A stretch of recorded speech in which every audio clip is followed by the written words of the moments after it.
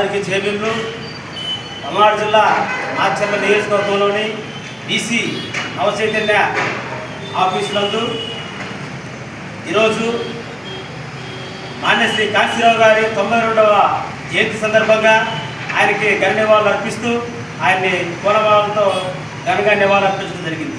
ఎందుకంటే ఉత్తరప్రదేశ్లో ఒక గర్జించే సింహంలాగా ఆయన 1934 సంవత్సరంలో మార్చి 15వ తారీఖున పంజాబ్ రాష్ట్రంలో జన్మించడం జరిగింది. అయితే ఈయన చిన్నతనం నుంచి కూడా సాహు మహారాజు, జ్యోతిరావు పూలే, అదేవిధంగా నారాయణ గురు, తర్వాత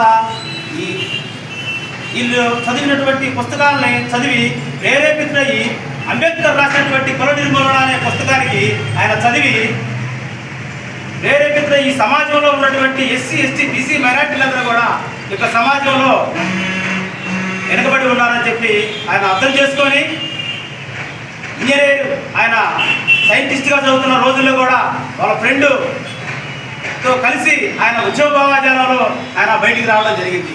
బయటకు వచ్చిన తర్వాత కూడా వాళ్ళ తల్లిదండ్రులకి 30 పేజీలో ఒక లెటర్ను రాసి ఈ యొక్క భారతదేశంలో ఈ యొక్క సమాజంలో ఒక వ్యక్తి జీవించాలంటే రాజ్యాధికారంతో జీవించాలని చాటి చెప్పినటువంటి మహానుభక్తులు